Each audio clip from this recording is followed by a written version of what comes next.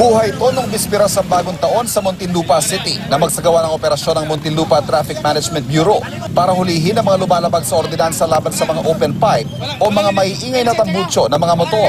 Ang isang ito, nagtangka raw takasan ng mga operatiba sakay ng kanyang motor na maingay na nga tambucho, balot pa ng mga Christmas lights.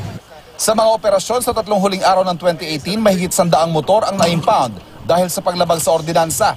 Sadyang itinaon daw nila ito bago magbagong taon dahil marami ang mga nag-iingay gamit ang humaharurot ng mga motor na naka-open pipe.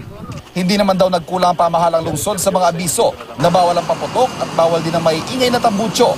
Pero sadyang marami raw ang pasaway. Ito po ay tugon na rin po ng pamahalang lungsod ng Muntinlupa sa mga kahilingan po ng mga kababayan natin na sila po ay napeperwisyo sa sobrang ingay po na ginagawa ng mga tambutyong ito. Gaano nga ba kaingay ang mga tambutyong ito?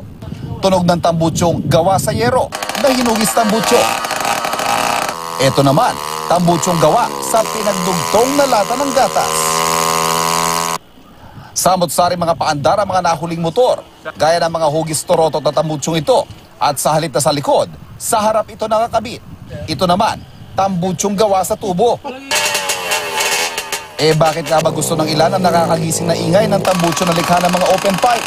Ang open pipe kasi malayo pa lang alam na ng sinusundan mo at nakasunod sa'yo na may parating. Motorista rin ako na pero ayaw ko rin talagang maingay. Ang asakan po kasi stock lang.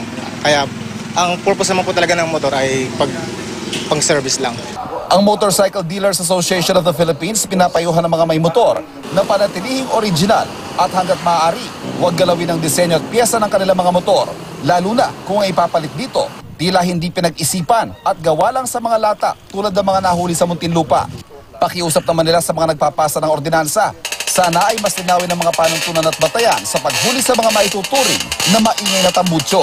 May level dapat yan at may tamang gadget or equipment to test a particular noise level. Pag wala ka nun, how can you say that that is noise already? Dahil lang sa pandinig mo, paano kung ang tolerance mo medyo malaki? Hindi noise sa'yo yun. 2,500 pesos ang multa sa mga mahuhuling lalabag sa anti-open pipe ordinance sa Muntinlupa at dagdag na 1,500 pesos na impounding fee. Ivan Mayrina, Nakatutok, 24 Oras.